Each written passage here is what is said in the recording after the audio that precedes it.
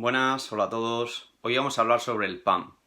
El pan, las harinas, las masas, la pasta, todo lo que tenga que ver con el trigo sobre todo y algunos otros cereales relacionados. Bueno, el pan se sospecha que está se sospecha y con razón, detrás de muchos problemas actuales de salud. Principalmente problemas autoinmunes, problemas intestinales, obesidad y otros trastornos metabólicos y enfermedades de carácter crónico.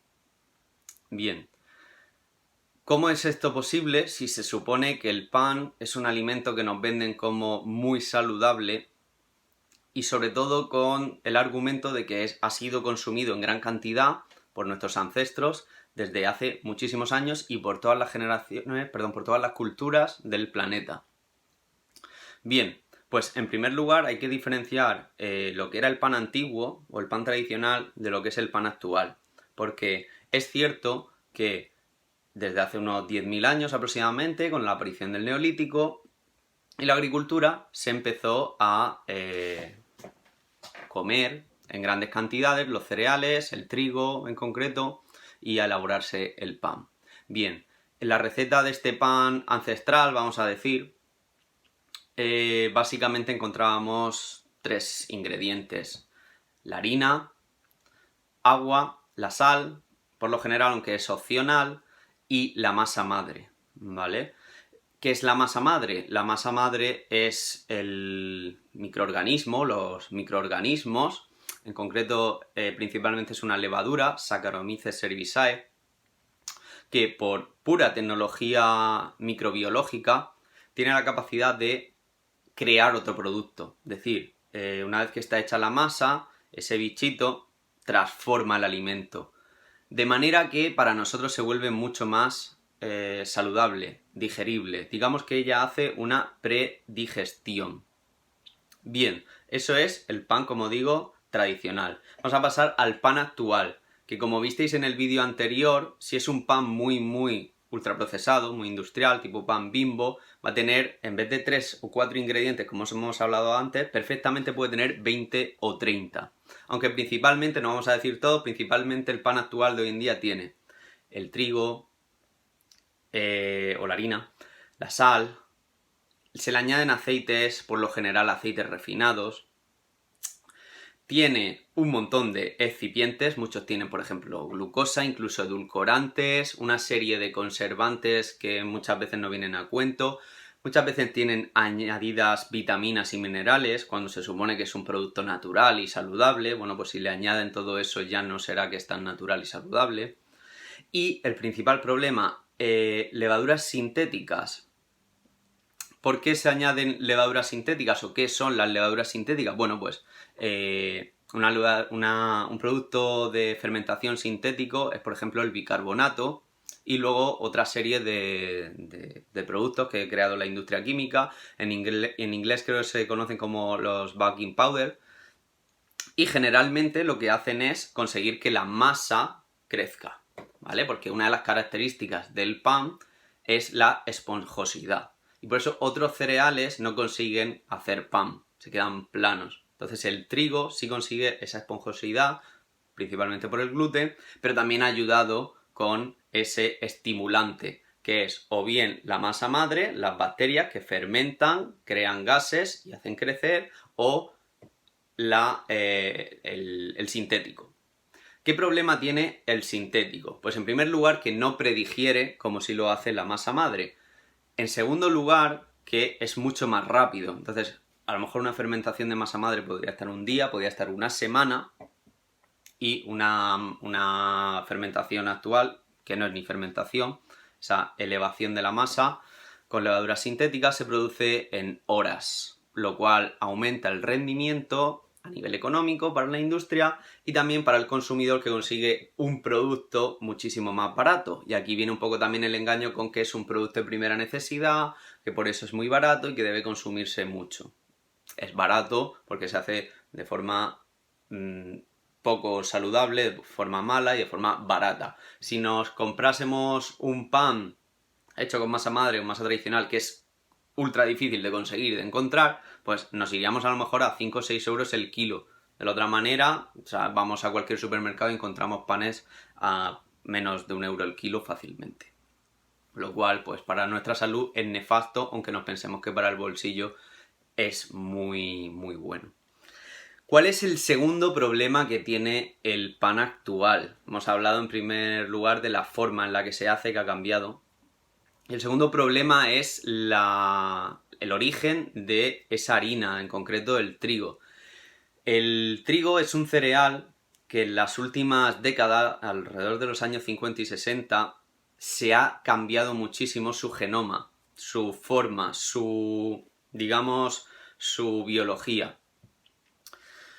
No llega a ser un transgénico, pero sí que es verdad que se ha modificado mucho genéticamente por ingeniería agrónoma, etc. Y se ha conseguido una planta que es más pequeñita, más fácil de recolectar, las vainas caen hacia abajo, son más difíciles de que el viento las rompa, produce muchísimos más granos por cada vaina, es más eficiente, crece más rápido, necesita menos agua, con los fertilizantes además no le atacan tanto las plagas, entonces es una planta más protegida en ese sentido y sobre todo, principalmente, produce más gluten y otros antinutrientes, ¿vale? Por eso el pan de hoy en día también tiene esa capacidad de subir todavía muchísimo más que un pan más ancestral. ¿Qué problemas hay con el gluten? Pues bueno, el gluten y otros muchos componentes relacionados, porque no solo el gluten es problemático, se habla también de fructanos, de otros fitatos, antinutrientes. Pues esto se explica de la siguiente manera. Las plantas, como todo ser vivo, quieren propagarse, prosperar, tener sus hijos, dominar el planeta. ¿Qué pasa? Que las plantas no pueden escapar de los depredadores. Las bacterias, los insectos, los animales, los humanos, tenemos facilidad para acercarnos a una planta y comernos o bien a ella o bien sus hijos, que serían los granos, los cereales, las semillas. ¿Qué forma tienen los vegetales de oponerse a esto? Pues crear venenos, crear sustancias, por ejemplo, muchas plantas nacen en la naturaleza, son salvajes y las propias bacterias, los bichitos pequeños no se las comen porque tienen esos elementos que hacen que no vayan a atacarlas. Con los humanos ocurre parecido. Nosotros cuando comemos vegetales sufrimos una pequeña microintoxicación por los venenos, por eso el sabor amargo de unas acelgas crudas nos sabe amargo porque tienen ciertos componentes que nuestro propio cuerpo nos dice, oye, pues sería mejor cocinar este alimento, o el kale, que ahora está de moda, ¿vale? Y luego hay otros que tienen menos, como son las frutas, por eso las frutas son tan dulces, tan sabrosas, tienen menos antinutrientes. ¿Qué pasa? Que las semillas, los cereales, son los hijos, los futuros hijos de la planta. Entonces la planta protege, como cualquier padre, a sus hijos con uñas y dientes. Como no tienen uñas y dientes, pues las protegen con estos venenos. Además, son altamente resistentes a la digestión estas semillas. ¿Por qué? Tienen un sentido biológico. La planta busca que cualquier animal, por ejemplo un rumiante, se las coma, las semillas no se digieran, no se destruya, el animal viaje a otro sitio, defeque, y ahí pueda crecer una nueva planta, ¿vale? Entonces tiene todo el sentido del mundo y esto explica un poquito por qué el gluten en muchas personas y los otros componentes, y cada vez más, causan problemas gastrointestinales, problemas autoinmunes, enfermedades crónicas, obesidad, síndrome metabólico, y por lo que es un alimento muy problemático. La masa madre, como hablábamos al principio, tiene la capacidad de ese gluten digerirlo, destruirlo y que no nos afecte tanto. Bien, a todo esto que hemos hablado, ¿vale? Los dos, recapitulando, primer problema, los ingredientes han cambiado, segundo problema, el ingrediente principal, que es el trigo, se ha modificado enormemente, ¿vale? Es imposible encontrar un trigo ya salvaje, eso que te venden trigo salvaje, trigo ancestral, no es cierto, no es recomendable, sigue teniendo gluten, sigue teniendo otra serie de problemas. Un problema añadido que hablamos en el vídeo anterior de la densidad nutricional y la densidad calórica, vamos a repasarlo. Densidad calórica, un producto que por peso tiene muchísimas calorías, y densidad nutricional, por peso y por calorías tiene muchísimos nutrientes, ¿vale? Pues el pan, en general, el trigo, es un alimento bastante poco denso en nutrientes y moderado a alto en densidad calórica. Resumiendo, es calórico y tiene pocas vitaminas y minerales. Este es uno de los motivos por el cual la industria le añade muchas veces vitaminas y minerales sintéticos. Por eso las galletas, los cereales de desayuno llevan todo ese añadido de todas las vitaminas, todos los minerales, porque de serie no lo traen. Y si tú ya estás comiendo un alimento que de serie no trae eso, pues lo más aconsejable es que cambies por un alimento que sí lo traiga de la naturaleza y no haya que añadírselo, ¿vale? Luego, y ya con esto acabamos, está el tema del pan integral. Muchos seguro que os preguntaréis, bueno, ¿y qué pasa con el pan integral, los cereales integrales? Pues a ver, en primer lugar, el pan integral, la harina integral, es un poco un sinsentido. ¿Por qué? Porque cuando uno muele la harina está produciendo, desde el punto de vista comercial, ¿vale? De la industria, está produciendo un producto para largo plazo. Las harinas deben durar mucho, almacenadas en grandes tanques y luego distribuirse y en sacos, y si el pastelero tarda un mes en usar esa harina debe estar perfectamente. Entonces, si la harina es integral, quiere decir que contiene el germen y el salvado, y ese germen contiene ácidos grasos que se pueden oxidar muy fácilmente y el producto enranciarse, volverse malo tanto a nivel nutricional como a nivel de sabor, es decir, echarse a perder. Por lo tanto, la harina hay que coger solo lo de dentro, lo blanco, lo calórico, donde está todo el almidón. Lo otro tiene que desecharse. Luego, a nivel de salud, tampoco es cierto del todo que el integral sea más saludable. Hablamos otra vez en el supuesto de un integral 100%.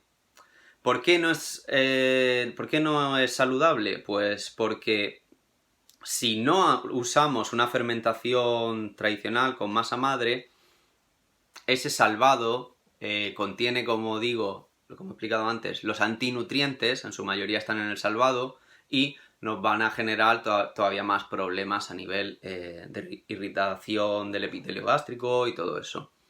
Vale.